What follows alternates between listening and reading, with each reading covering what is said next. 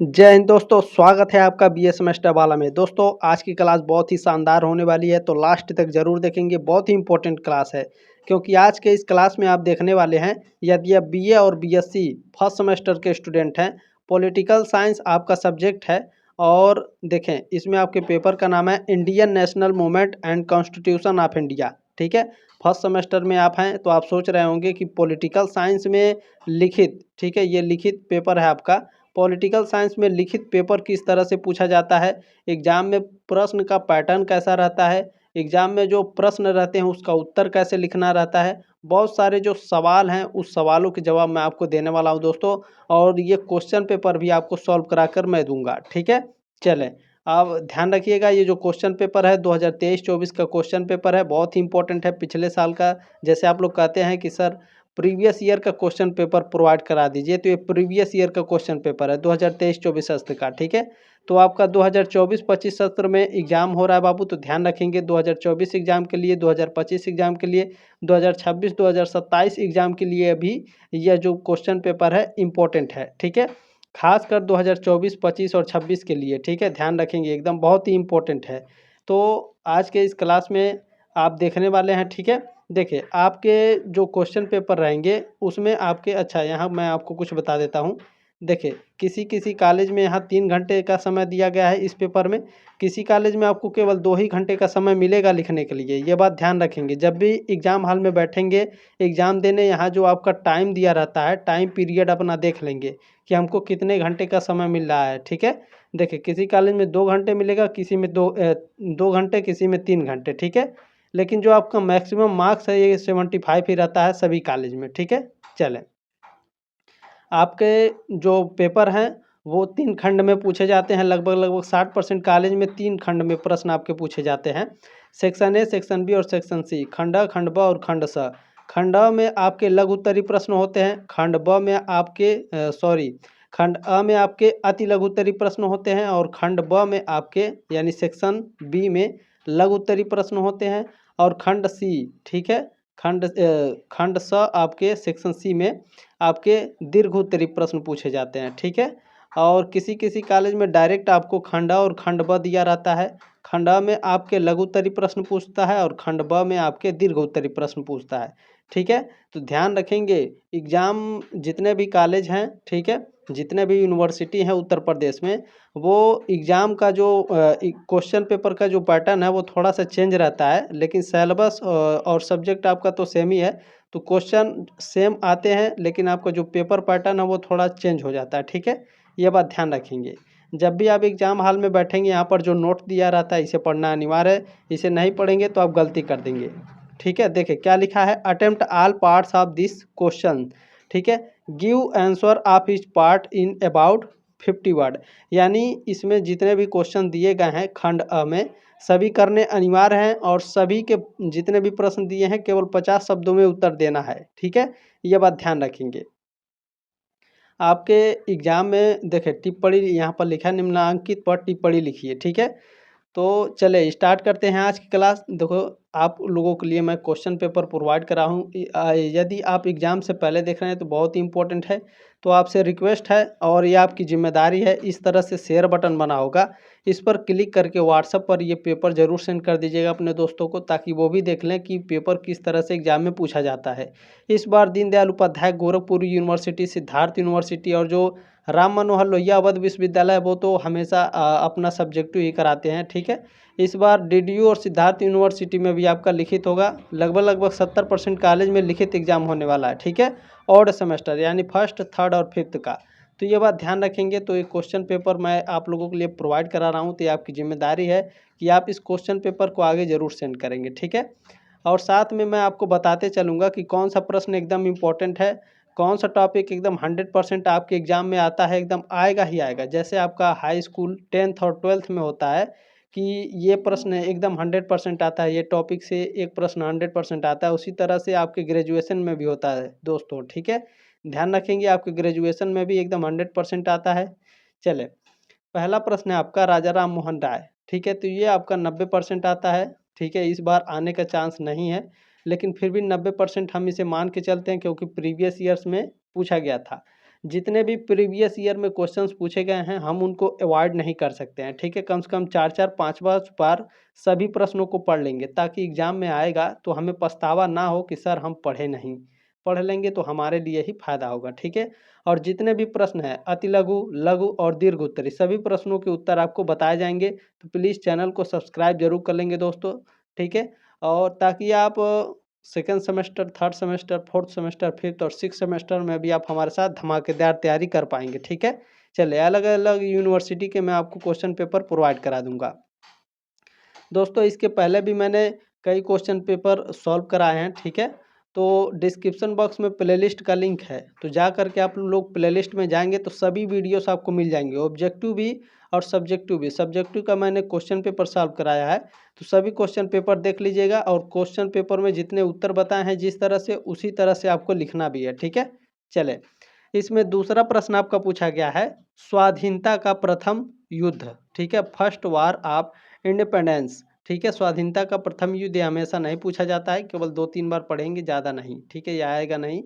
अगला है आपका, देखिए, भारतीय राष्ट्रवाद के उदय के 3 कारण, ये एकदम 100% गारंटी है। भारतीय राष्ट्रवाद से आपका एक प्रश्न आता है बाबू, एकदम 100% इसे तैयार करना है, ठीक है। चले, अभी इन सभी प्रश्नों का उत्तर मैं बताऊंगा, ठीक है, तो थोड़ा धैर्य बना के रखिए आप लोग।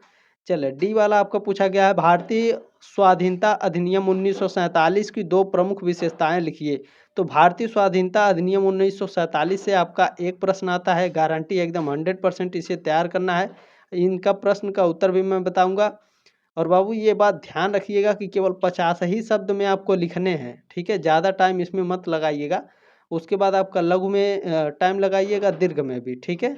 चले, अगला प्रश्न है, भारतीय संविधान की प्रस्तावना में संप्रभु शब्द की व्याख्या कीजिए। भारतीय संविधान में जो संप्रभु है, इससे भी आपका एक प्रश्न आता है, 100% इसे तैयार करना है, ठीक है। चलें, अगला प्रश्न है आपका, संवैधानिक उपचारों का अधिकार, यह हमेशा नहीं पूछा जाता है, ठीक है।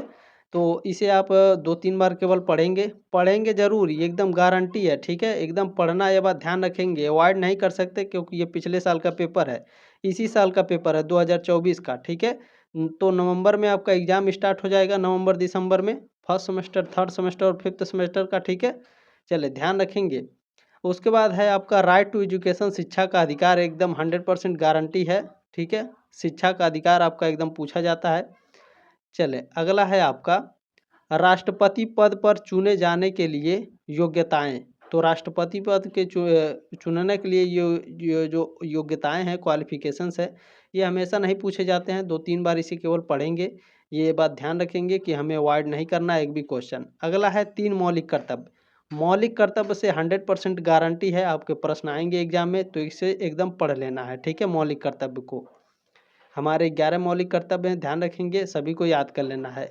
निर्वाचन आयोग के 2 कार्य लिखिए। अच्छा, जो मौलिक कर्तव्य हैं उसमें दीर्घ उत्तरी प्रश्न भी लिखने के लिए आता है और लघु उत्तरी प्रश्न भी, ठीक है बाबू। तो ये बात ध्यान रखेंगे आप लोग। निर्वाचन आयोग के 2 कार्य लिखिए। तो निर्वाचन आयोग एकदम इम्पोर्टेंट है, 100% इससे एक प्रश्न आपके एग्जाम में आएगा बाबू, ध्यान रखेंगे। निर्वाचन आयोग एकदम तैयार करना है, ठीक है।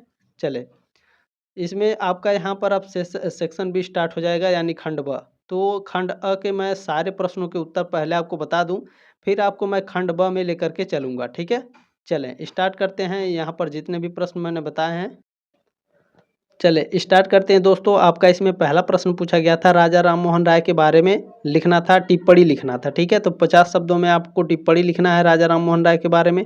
किस तरह से प्रश्नों को लिखना है, बिल्कुल इसी तरह से प्रश्न को लिखना है बाबू, ठीक है। देखें, और ये बात ध्यान रखेंगे, जो एग्जामिनर होता है वह आपका अति लघु उत्तरी प्रश्न देख करके ही पता लगा लेगा कि आप कितने पानी में हैं, ठीक है। अगर आपका अति लघु उत्तरी प्रश्न सही से लिखा गया है तो आपको लघु उत्तरी प्रश्न और आपके दीर्घ उत्तरी प्रश्न में काफ़ी अच्छे नंबर मिलेंगे, ठीक है। तो मेहनत करिए आप लोग अति लघु उत्तरी प्रश्न पे, ठीक है। चले, बाकी तो मैं मेहनत कर ही रहा हूँ आप लोगों के लिए।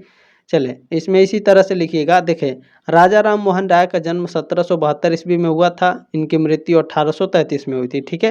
देखिए, राजा राम मोहन राय एक प्रसिद्ध भारतीय समाज सुधारक थे। वे सती प्रथा, बाल विवाह और जाति भेद जैसी कुरीतियों के खिलाफ लड़ने के लिए जाने जाते हैं। उन्होंने ब्रह्म समाज की स्थापना की। राजा राम मोहन राय ने ब्रह्म समाज की स्थापना करी थी, जो एक धर्म सुधार आंदोलन था। वे शिक्षा और महिलाओं के अधिकारों के समर्थक थे। उनके प्रयासों से, यानी जो राजा राम मोहन राय थे, इनके प्रयासों से सती प्रथा पर ब्रिटिश सरकार द्वारा प्रतिबंध लगा। ठीक है, यानी राजा राम मोहन राय और ब्रिटिश सरकार ने मिल करके सती प्रथा को समाप्त करने का निर्णय लिया। ठीक है, काफ़ी हद तक ये आपका 100% ख़त्म हो गया सती प्रथा। देखिए, उन्हें जो राजा राम मोहन राय हैं, इन्हें भारतीय पुनर्जागरण के जनक के रूप में भी जाना जाता है। ठीक है, चलें, सती प्रथा क्या है, कितने बच्चे जानते होंगे, कितने नहीं जानते हैं, तो आप लोग जान लीजिए। जिनके पति मर जाते थे, ठीक है, तो जिंदा उनकी पत्नी को उसी चीते पर बैठा करके जला दिया जाता था। ठीक है, तो ये प्रथा राजा राम मोहन राय और ब्रिटिश सरकार के द्वारा समाप्त कर दिया गया। ठीक है, चले, इसमें दूसरा आपका प्रश्न पूछा गया था, स्वाधीनता का प्रथम युद्ध। जब आप जानेंगे नहीं तो लिखेंगे कैसे भैया, स्वाधीनता का प्रथम युद्ध क्या है, तो अब मैं बता रहा हूँ। देखें, बिल्कुल एकदम शानदार तरीके से आपको इसी शब्दों में लिखना है, 50 शब्दों में। देखें, 1857 का प्रथम स्वतंत्रता संग्राम, जिसे भारत का पहला स्वतंत्रता संग्राम भी कहा जाता है, ब्रिटिश ईस्ट इंडिया कंपनी के शासन के खिलाफ हुआ। ठीक है, जो स्वाधीनता संग्राम है, ब्रिटिश ईस्ट इंडिया कंपनी के शासन के खिलाफ हुआ एक व्यापक विद्रोह था। इसकी शुरुआत मेरठ में हुई। ठीक है, स्वाधीनता जो प्रथम स्वतंत्रता संग्राम है, इसकी शुरुआत कहाँ से हुई थी, मेरठ में। ठीक है, धीरे धीरे दिल्ली, कानपुर, झांसी और अन्य क्षेत्रों में फैल गई। भारतीय सिपाहियों, जमींदारों और जनता ने इस संघर्ष में हिस्सा लिया।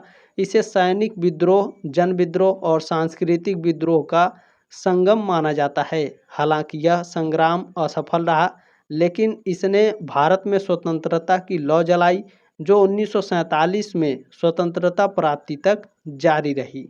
ठीक है, चलें, आपको इसी तरह से बिल्कुल एकदम शानदार तरीके से लिखना है। ठीक है, ताकि एग्जामिनर अति लघु उत्तरीय प्रश्न देख करके ही पता लगा ले, एकदम शानदार तरीके से आपको नंबर मिल जाए। ठीक है, देखिए, भारतीय राष्ट्रवाद के उदय के 3 कारण। तो भारतीय राष्ट्रवाद के उदय के 3 कारण ये रहे, कौन कौन से भैया। देखें, पहला है ब्रिटिश शासन के प्रति असंतोष। ब्रिटिश सरकार की मनमाने तरीके से बनाई गई नीतियों और भारतीयों के दमनकारी शोषण से लोगों में असंतोष था। दूसरा है आर्थिक शोषण। भारत का आर्थिक शोषण भी राष्ट्रवाद के उदय का एक कारण था। तीसरा है सामाजिक धार्मिक आंदोलन। सामाजिक और धार्मिक आंदोलनों ने भी राष्ट्रवाद के विकास में योगदान दिया। चले, इसमें अगला आपका प्रश्न पूछा गया है, भारतीय स्वाधीनता अधिनियम 1947 की 2 प्रमुख विशेषताएं। ठीक है, बहुत ही शानदार तरीके से लिखना है। देखें, भारतीय स्वतंत्रता अधिनियम 1947 की 2 प्रमुख विशेषताएं ये रहीं, कौन कौन सी। पहला है भारतीय और, ठीक है, जो भारत है और पाकिस्तान है, 2 नए स्वतंत्र देश बनाए गए इस अधिनियम के तहत। भारतीय स्वाधीनता अधिनियम 1947 के तहत भारत और पाकिस्तान 2 नए स्वतंत्र देश बनाए गए। ठीक है, भारत को 2 संप्रभु राज्यों भारत और पाकिस्तान में बांटा गया। पाकिस्तान को पूर्वी पाकिस्तान और पाकिस्तान में बांटा गया। ठीक है, जहां पूर्वी पाकिस्तान अब बांग्लादेश है, बंगाल और पंजाब प्रांतों को भी 2 नए देशों में बांटा गया। ठीक है, पता है आपको, पाकिस्तान में भी पंजाब है और हिंदुस्तान में भी पंजाब है। ठीक है, चलें, इसमें दूसरा है आपका भारतीय रियासतों और आदिवासी भूमि पर ब्रिटिश वर्चस्व खत्म हुआ।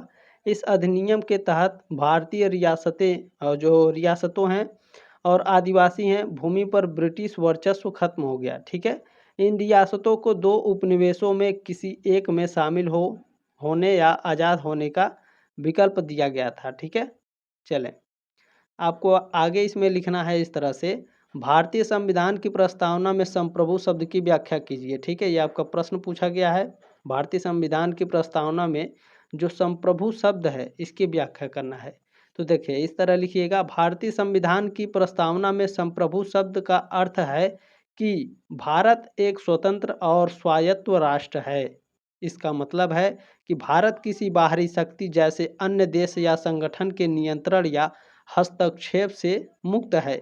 भारत की सरकार और जनता अपने निर्णय लेने के लिए स्वतंत्र है, चाहे वह आंतरिक मामलों से संबंधित हो या अंतर्राष्ट्रीय मामलों से। ठीक है। संप्रभुता भारत को अपनी नीतियों, कानूनों और विकास के पथ को स्वतंत्र रूप से चुनने की शक्ति प्रदान करती है। चलिए इसमें आगे आपको अगला प्रश्न इसमें पूछा गया है आपका संवैधानिक उपचारों का अधिकार। ठीक है, आपको इस तरह से प्रश्न का उत्तर लिखना है। संवैधानिक उपचारों का अधिकार भारतीय संविधान का एक महत्वपूर्ण अधिकार है जिसे अनुच्छेद 32 के अंतर्गत प्रदान किया गया है। यह अधिकार नागरिकों को उनके मौलिक अधिकारों के उल्लंघन की स्थिति में न्याय से संरक्षण प्राप्त करने का अधिकार देता है। इस अधिकार के माध्यम से व्यक्ति उच्चतम न्यायालय या उच्च न्यायालय में रिट याचिका दाखिल कर सकता है। इसका जो मुख्य उद्देश्य है, ठीक है, इसका जो उद्देश्य है यह सुनिश्चित करना है कि सरकार या कोई अन्य प्राधिकारी नागरिकों के मौलिक अधिकारों का हनन न कर सके और यदि ऐसा होता है तो नागरिक न्याय प्राप्त कर सके। ठीक है, यही है संवैधानिक उपचारों का अधिकार। बहुत ही शानदार है, ध्यान रखेंगे इसे। चले शिक्षा का अधिकार, राइट टू एजुकेशन। ठीक है, देखिए आपको इस तरह से प्रश्न का उत्तर लिखना है। शिक्षा का अधिकार यानी राइट टू एजुकेशन भारत में प्रत्येक बच्चे को मुफ्त और अनिवार्य शिक्षा प्राप्त करने का एक कानूनी अधिकार है।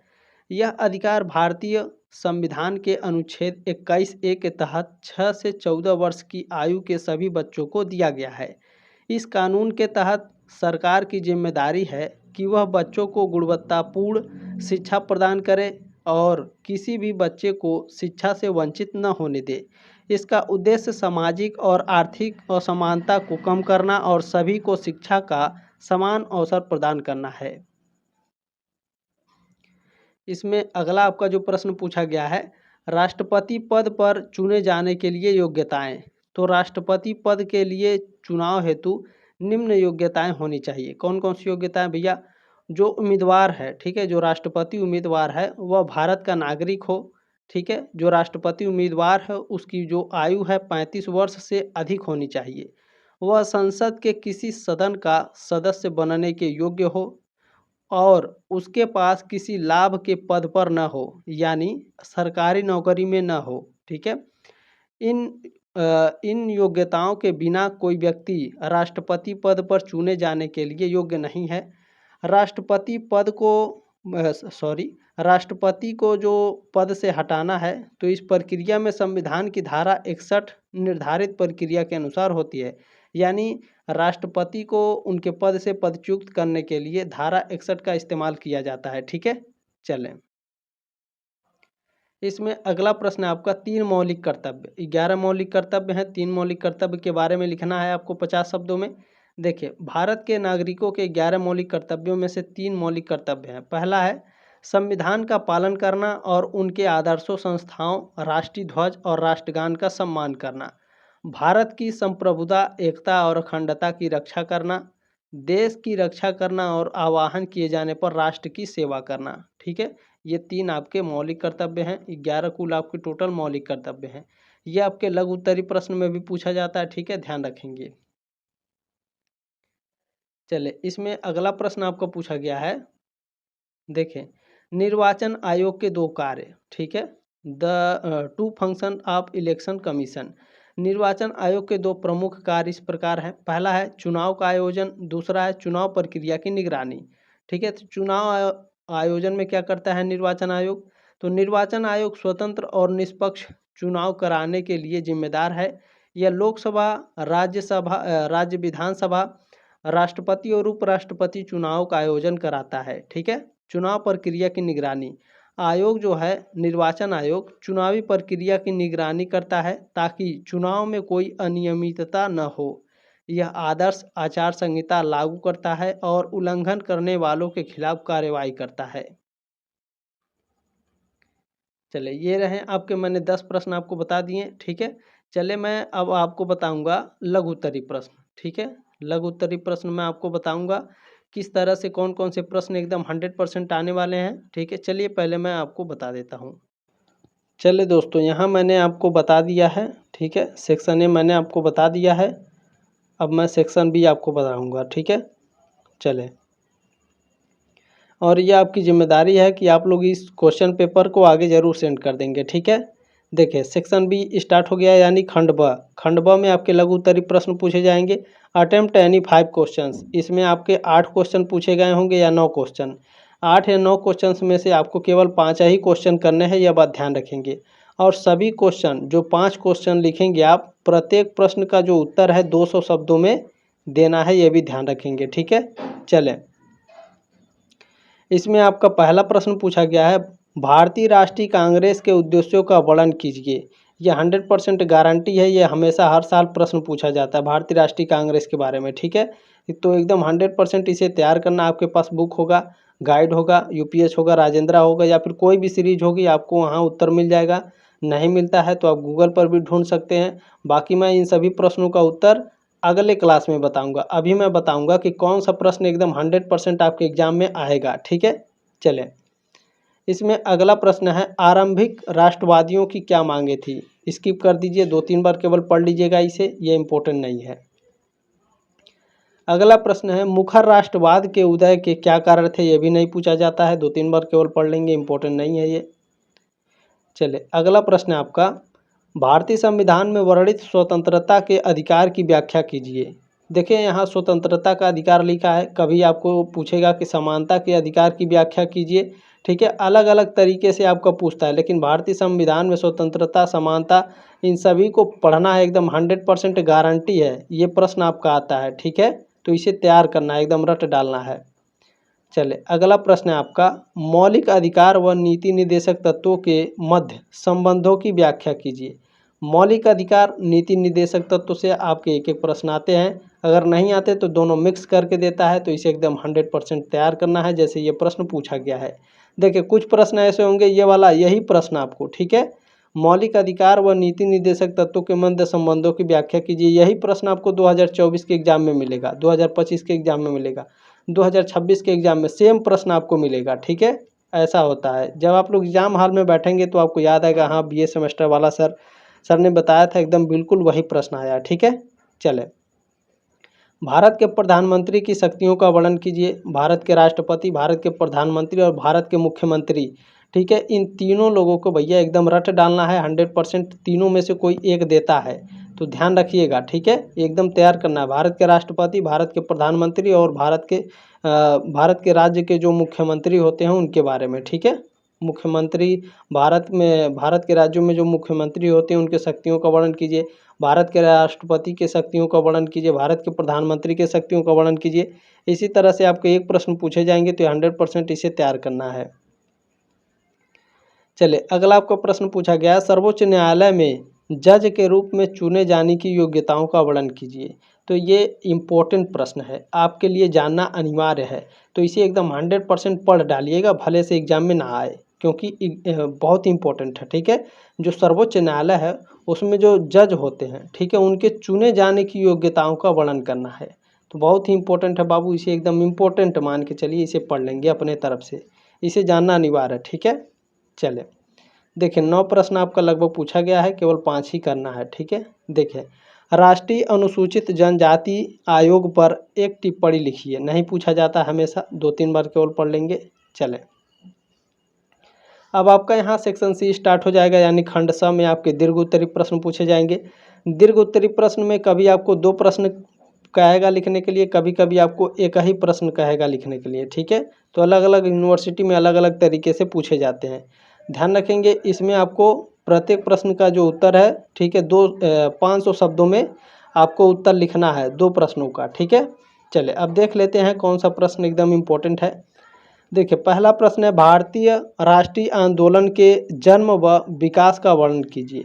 तो भारतीय राष्ट्रीय आंदोलन से मैंने ऊपर ही बताया आपको, आपका एकदम 100% गारंटी है, आपका प्रश्न पूछा जाएगा, तो इसे तैयार कर लेना है, रट डालना है एकदम। अगला है, संविधान सभा के गठन व कार्य प्रणाली की व्याख्या कीजिए। भारतीय गणतंत्र का संविधान कैसे गठित हुआ। तो ये आपका नहीं पूछा जाता हमेशा, 2-3 बार इसे पढ़ लीजिएगा, ठीक है। चले, अगला प्रश्न है, भारत के राष्ट्रपति की शक्तियों व कार्यों का वर्णन कीजिए। देखिए मैंने कहा था ना, भारत के प्रधानमंत्री, भारत के राष्ट्रपति, ये आपका एकदम गारंटी के साथ है ये प्रश्न आपका आता है, ठीक है। तो 100% इसे तैयार कर लीजिएगा, ठीक है। मैंने आपको 3 बोला, देखिए 2 प्रश्न पूछ लिया आपका, तो एकदम गारंटी है, एकदम आएगा ये आपको 15 नंबर और आपका 10 नंबर यानी 25 नंबर एकदम आपका तैयार होगा खटाक से, ठीक है। तो इसी तरह से मैं दोस्तों बताता हूँ, आप लोग पढ़ते रहिएगा, ठीक है। चलें, अगला है भारतीय सर्वोच्च न्यायालय के गठन, संरचना व कार्यों का वर्णन कीजिए। तो इम्पोर्टेंट है, इसे तैयार कर लेंगे, ठीक है। भारतीय सर्वोच्च न्यायालय गारंटी है 2024 में ये प्रश्न आएगा, एकदम गारंटी है, ठीक है। तो ध्यान रखेंगे, पढ़ लेंगे इसे। इन सभी प्रश्नों को दोस्तों एक ही दिन में पढ़ाना, ठीक है, ये उचित नहीं है, ठीक है। उचित है लेकिन समय नहीं मिल पाता है। जैसे कहने का मतलब है अभी आपका जो क्लास है 2 घंटे से 3 घंटे का हो जाएगा सभी प्रश्नों को पढ़ाएंगे तो। और ये लिखित एग्ज़ाम है, आप पढ़ते पढ़ते बोर भी हो जाएंगे, पढ़ नहीं पाते हैं। तो मैं कोशिश करता हूँ छोटे छोटे, पहले मैं अति लघु सॉल्व कराऊँगा, ठीक है। उसके बाद मैं आपको, पहले यहाँ मैं आ जाता हूँ फिर आपको समझाता हूँ, ठीक है। पहले मैं आपका अति लघु पढ़ाऊँगा, उसके बाद आपका मैं, ठीक है, उसके बाद आपका मैं लघु उत्तरीय प्रश्न को एक साथ में सारे पढ़ा दूंगा। उसके बाद मैं आपको दीर्घ उत्तरीय प्रश्न, ठीक है, 2-2 प्रश्न करके मैं आपको पढ़ा दूंगा। तो दोस्तों इस प्रश्न को, इस क्वेश्चन पेपर को आगे ज़रूर सेंड करते हैं, और आपसे रिक्वेस्ट है कि आप लोग PDF डाउनलोड करके पढ़ लीजिएगा, ठीक है। चलें, जल्दी मिलते हैं आपके नेक्स्ट क्लास में, तब तक के लिए जय हिंद, वंदे मातरम।